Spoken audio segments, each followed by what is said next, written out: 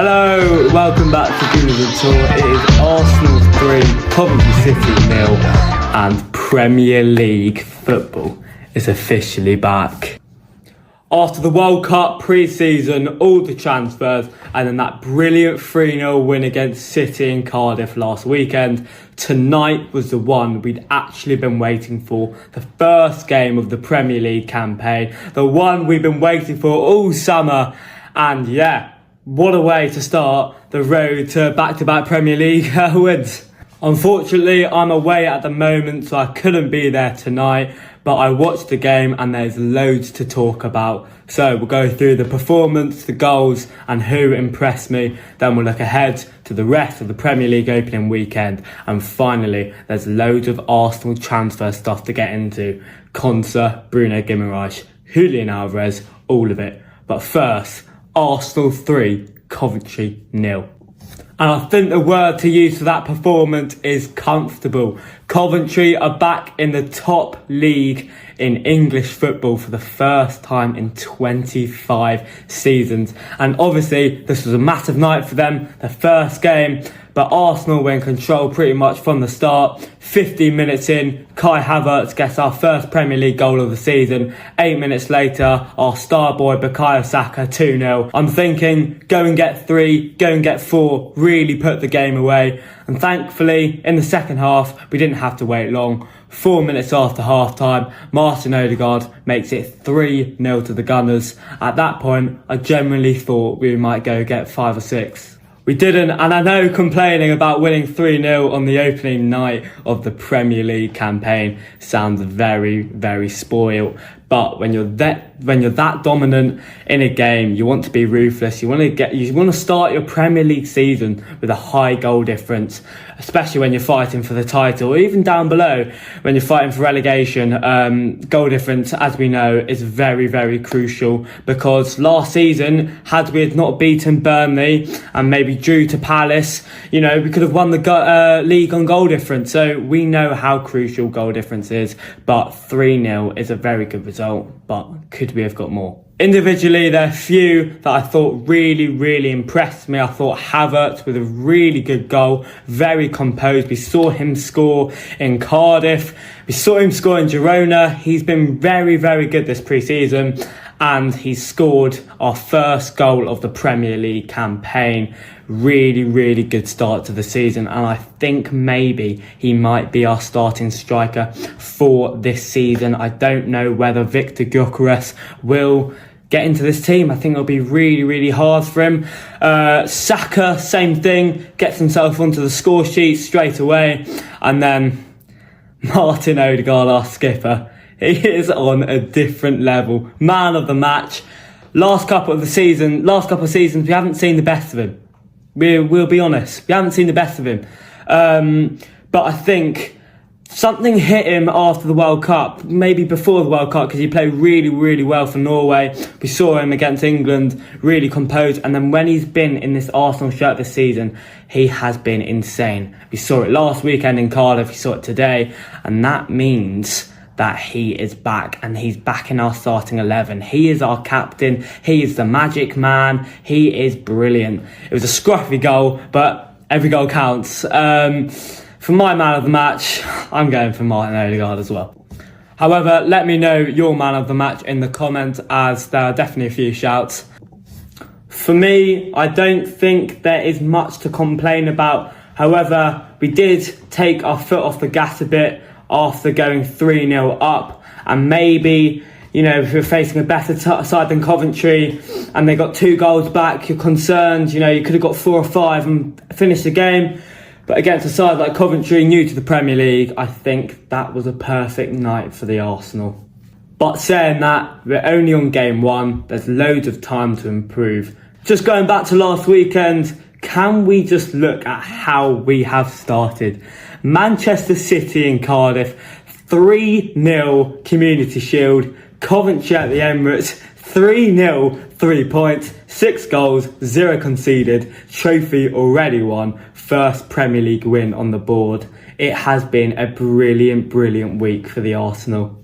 And now comes one of the benefits of playing on a Friday night. We have done our job. We can sit back and relax and watch all the other sides win, lose or draw. 3 points are on the board for the Reds. So now we can see what everyone else does. United start away at Hull tomorrow, and the next door neighbours, the Loudy next door neighbours, the bad next door neighbours, the scummy next door neighbours, Spurs. I've got Brentford away, 5:30 kickoff. Not under the lights of the summer, but it's an evening game. You know, Brentford will be up for it as well. The atmosphere, I'm sure, will be loud and electric. So let's see what the new Rob De Zerbi's Spurs have got in offer. You know, they've recruited pretty well. Regarding they finished just, 1 or 2 points out of the relegation zone last season. So, yeah, let's see how they perform. I don't see them finishing anywhere near the Reds this season, but, you know, they could get Conference League. That's probably the best outcome for them. They're not going anywhere near Champions League, Europa League. Maybe I'll scrape Conference League. And then moving on to Sunday is the day I'm really interested in. Brighton against Aston Villa. Obviously, we're watching that because Villa are our next opponents. Ezri Konsa, our new signing, is deemed to make his debut against his former club at Villa Park. So that will be very, very rowdy from the whole 10, I'm sure. And then Manchester City against Bournemouth after we beat City 3-0 in Cardiff last weekend. I'm interested to see what Enzo Maresca's Manchester City responds. Given they're obviously going to be one of the teams we're going to be watching all season. They are, you know, down to be a title challenger this season. However, I think it will be a very, very clean slate for the Arsenal. I think we could win the league by more than 10 points because I don't see their squad being very scary anymore. Pep Guardiola gone, Rodri gone. They're not having a good time. They are not having a good time. And then Newcastle against Liverpool at St James's Park. That could be the game of the weekend. I think that is the game of the weekend. You know, Alexander Isak for the first time back at his former club at St James's Park. So there will be very, very loud atmosphere at St James's Park. Very abusive towards Isak, considering he left Newcastle in that sort of state. And then Chelsea finished the opening round away at a local derby against Fulham on Monday night. So Arsenal have done what we needed to do. Over to everyone else. So as we have just talked about Ezri Konsa, the final subject we will be talking about is our transfer window. So Ezri Konsa to Arsenal, here we go. I think that is a brilliant, brilliant signing. We saw him come out onto the pitch before kickoff tonight in his 15 Arsenal shirt. Ezri Konsa on the back. It is so refreshing to see. I really like the signing. I think he's a brilliant, brilliant player, and it shows. This is what Premier League champions do. You know, you've got Gabriel, Saliba, Nkappi can play at the back. You've got Mascara, but now Konsa as well. Premier League experience. We saw how good and solid he was. He was a brick wall in the World Cup for England. Another quality option defensively, more competition in that back line. And who knows, when Saliba eventually leaves Arsenal, goes to Real Madrid, Barcelona, wherever he wants to go, could that be Konsa's position? Maybe. He signed a 4-year contract. I think he's a really, really good player. He's still young. You know, he's still got time. He's in his prime. I really, really like the signing. You know, when you're trying to compete in the Premier League, Champions League, FA Cup, League Cup, Community Shield, whatever, every cup matters. You know, a top side like Arsenal, a top side like Real Madrid, top side like Barcelona, top side like Milan. You know, you go over the budget. You know, you go over the line. You cross the line. You don't want to be like a Chelsea, you bring too many players in, because then there's too many players in your squad. But you want that depth. You want that really good quality depth. So they compete in the Premier League, you can have another team for the Champions League, rotation in the Cups, and now I just want to see him in the Arsenal shirt. I think he's such a good signing, and I'm very excited for the booing at Villa Park from the Villa fans when he makes his debut, and hopefully he can keep another clean sheet for the Arsenal. Then moving on, there is Bruno Guimarães, who left Newcastle, who rattled Newcastle fans. He left them, he went to the training centre and then left the next day. But this one is slightly more concerning. Obviously, he wasn't involved tonight because of the injury. And when you've just brought in a player of Bruno's quality, a starting midfielder quality, you want him fit and playing as quickly as possible. So hopefully it's nothing too serious that keeps him out for long. Because when he is back, that midfield competition is going to be really, really interesting. Particularly with Zubimendi, Lewis Skelly and all the others. I think Bruno is going to play alongside Declan Rice. I think that's what Mikel wants to happen and wants to see. They are very similar. However, Rice likes to go attacking. I think Bruno likes to stay deep playing midfielder.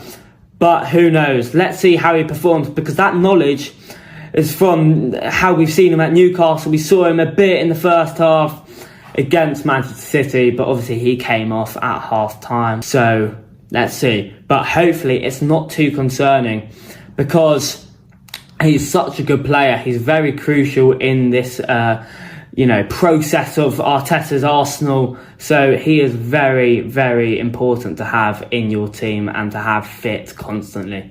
And then finally, there's the one every single Arsenal fan is talking about. They've talked about it since we played Atletico Madrid at the Metropolitano in the Champions League semi-final.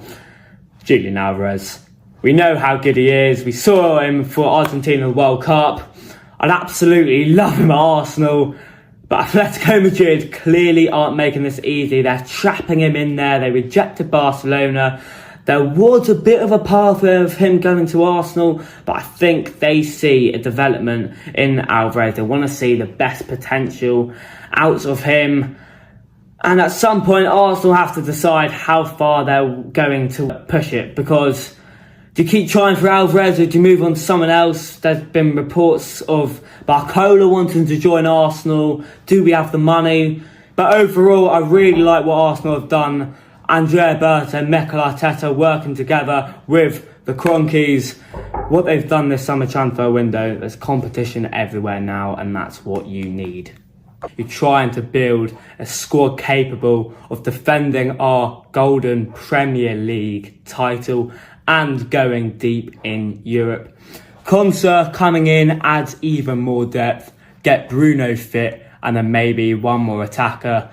Gabriel Martinelli, he's going to leave. And then you're left with Crystal Solis, and who's your backup? So we need to get maybe one more attacker if we see the departure of Gabriel Martinelli. I don't want him to go. I think he still has a lot of more development under Arteta, but it seems very likely that he is leaving the club this summer, which is sad. A club hero, saved us in so many times over the years. I don't agree with the way Arsenal are treating him. At least put him on the bench for the stuff he's done for the club. Don't leave him out of the squad. Totally. I just don't agree with it. But look, Arteta knows he's got the mindset, he's got the mentality, winning mentality. So maybe there is something that the fans don't know behind closed doors, but who knows? Acquiring another attacker requires more money, and maybe we are getting a bit greedy. But after tonight, apparently greedy is the theme of this season. After all the dark arts, conspiracy theories last season and over the years really under Arteta, attacking is the mentality for this season, not playing part of the bus. So that's it. It's Arsenal 3, Coventry City 0. Havertz, Saka and our skipper Martin Ødegaard. 3 points, clean sheet, 6 goals scored in 2 games and none conceded across Cardiff and tonight. I'm giving that performance an 8.5 out of 10. You can't give a 10 out of 10 on your first game in the Premier League new season. But look, there is stuff still to be improved, but I think tonight we have to focus on our brilliant performance and attacking mentality. Let me know yours down below. Give your man of the match. And I also want to know, if Arsenal make one more signing before the window closes, who do you want? So let me know down in the comments. Unfortunately, I'm still away for Aston Villa away on the 31st, so I won't be at that one either. But we still have something out on the channel. These post-match reactions for games that I don't attend will be frequent. So, thanks for watching. Make sure you subscribe if you're new. 3 points on the board. On to Villa. Come on, you Arsenal.